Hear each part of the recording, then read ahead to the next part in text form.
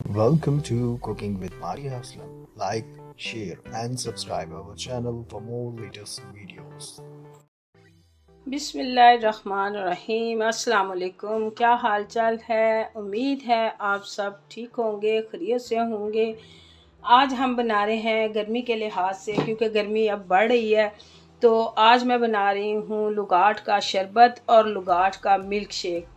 ये बहुत कम लोग बनाते हैं, आप इसको ट्राई ज़रूर कीजिएगा। चलें हम शुरू करते हैं।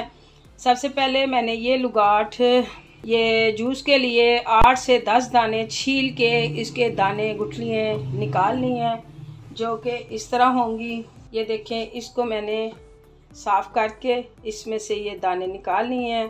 तो इसको अच्छी तरह छीलने के बाद धो के, तो 10 से 15 दाने जो मैंने रखे हुए थे, ये इस तरह, ये मैं इसमें कटोरी में इसमें जग में डाल रही हूँ। इसमें अब हम चीनी डालेंगे।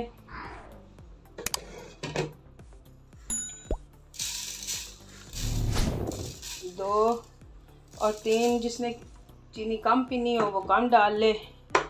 साथ इसमें मैं क्यूब्स डालूंगी, क्योंकि बर्फ़ साथ ही मिक्स हुई हो तो ज़्यादा मज़े का बनता है। और ये 1 मग मैं दूध का डाल रही हूँ। और अब इसको हम ग्राइंड करेंगे।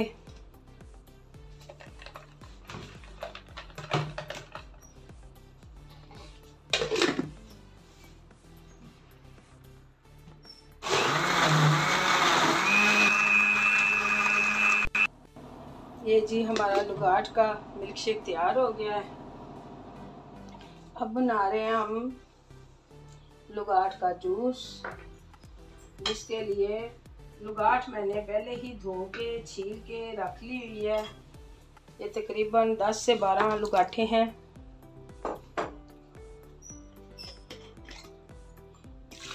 एक गिलास हम पानी का डाल दिया और चीनी इसमें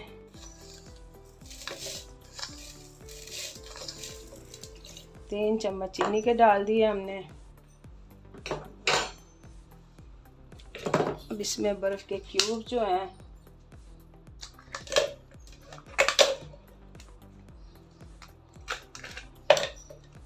पानी क्योंकि ठंडा है तो मैं ये 4 ही इसमें क्यूब्स डालूंगी।